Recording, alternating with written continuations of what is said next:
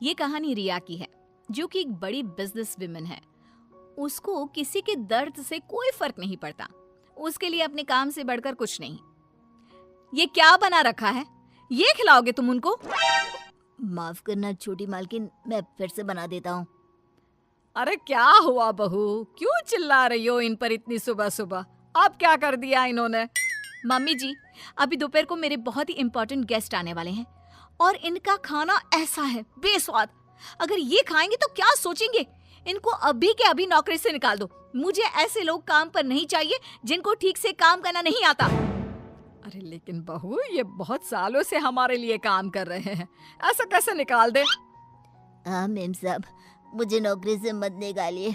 मैं अच्छे से काम करूंगा, आपको शिकायत का कोई मौका नहीं दूंगा। मैंने एक बार जो बोल दिया सो बोल दिया। जल्दी से कोई नया शेफ ढूंढ कर लाओ। अगले दिन ऑफिस में, ये सब क्या है? अभी तक ये काम पूरा क्यों नहीं हुआ है? मैम, वो क्या? किसको दिया था मैंने ये काम? उसको अभी मेरे सामने बुलाकर लाओ। जी मैम। मैम, वो सर्वर में थोड़ी दिक्कत आ गई थी। किसके? तुम्हारे या कंप्यूटर के? वो मैम, बात यह है कि जितना वक्त तुम आज मुझे समझाने में जाया कर रहे हो ना, उतना वक्त अगर तुमने कल इस काम को करने में किया होता तो आज ये पूरा हो जाता। तुम्हें नौकरी से निकाला जाता है। मैम प्लीज ऐसा मत करिए, मेरे छोटे छोटे बच्चे हैं, अगर मेरी नौकरी चली गई तो। ये सब तुमको ऐसा काम करने से पहले सोचना चाहिए था। मैम मुझे एक मौका और दीजिए, मैं अभी पूरा करके लाता हूँ। ये जो मौका था, यही तुम्हारा आखिरी मौका था जो तुमने गंवा दिया। मैं और कुछ नहीं सुनना चाहती। मेरी कंपनी में तुम जैसे कामचोरों के लिए कोई जगह नहीं है। तुम्हें इस नौकरी से निकाला जाता है।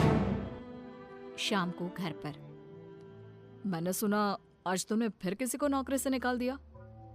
अरे हमारी पॉलिसी है ना, हमारी कंपनी लोगों के इमोशंस का भी ध्यान रखती है। इमोशन कुछ नहीं होता। कमजोर होते हैं वो लोग जो ऐसे काम करते हैं। और नौकरी से निकाल दिया तो इसमें कोई नई बात नहीं। जिस तरह घर को साफ करने के लिए गंदगी बाहर फेंकनी पड़ती है, उसी तरह कंपनी को आगे बढ़ाने के लिए यूजलेस लोगों को कंपनी से बाहर निकालना पड़ेगा। तुम लोगों की तुलना गंदगी से कैसे कर सकती हो? जिस स्पीड से तुम लोगों को निकालती हो, मुझे डर है कि किसी दिन कंपनी के सभी लोग ही ना निकल जाए। फिक्र मत करो, ऐसा कभी नहीं होगा। ऐसी बड़ी कंपनी में काम करने के लिए लोग तरसते हैं। जिनको नौकरी लग जाए वो खुशी से पागल हो जाते हैं। तो ऐसी कंपनी कभी खाली हो ही नहीं सकती। वैसे भी मुझे किसी की इमोशन से कोई लेना देना नहीं है। लेकिन बहू, तेरे स्वभाव को देखकर लगता है कि जरूर खाली होगी। अरे बहू, लोगों को दर्द होता है तो ये क्यों नहीं समझ पाती है? मम्मी जी, आप कब आई? आपको क्यों ऐसा लगता है? दर्द वर्द कुछ नहीं होता। कम से कम मैंने तो इस दर्द नाम की चिड़िया को कभी फील ही नहीं किया। क्योंकि बहू तो दूसरों की भावनाओं की कदर नहीं करती। दूसरे क्या सोच रहे हैं, क्या कर रहे हैं, वो क्यों नहीं कर पा रहे हैं, किसी की परवाह नहीं करती। ऐसा नहीं होता बहू।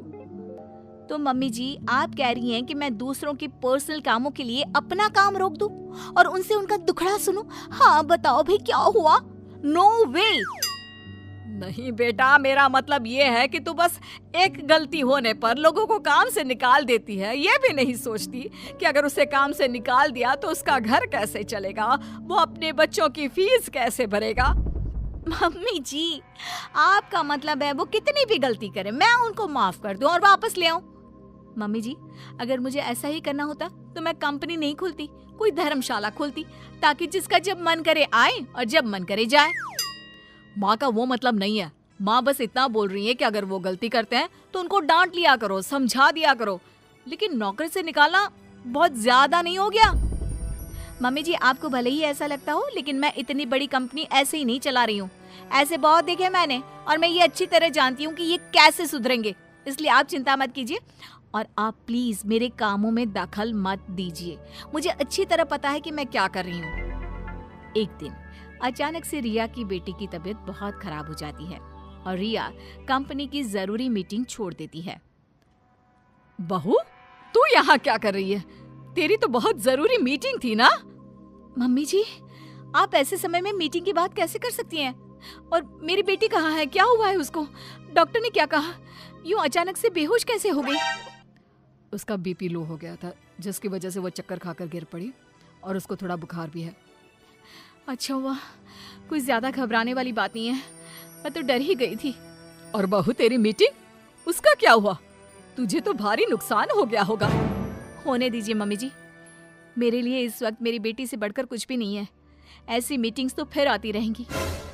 लेकिन बहू, कुछ दिनों पहले तुमने ही कहा था कि किसी के निजी काम के लिए तुम्हारा काम नहीं रुकेगा, तो फिर ये सब क्या है? मम्मी जी, आपको क्या हो गया है? ये किसी का भी निजी काम नहीं है, ये मेरा अपना निजी काम है। वही तो बहू, जब तुम्हारा काम था तो तुम सब कुछ छोड़कर यहाँ आ गई, और तुम चाहती हो कि दूसरों के घरों में कितनी भी परेशानी दिक्कत आ जाए, वो उसको छोड़कर अपने काम को पहली ड्यूटी समझे।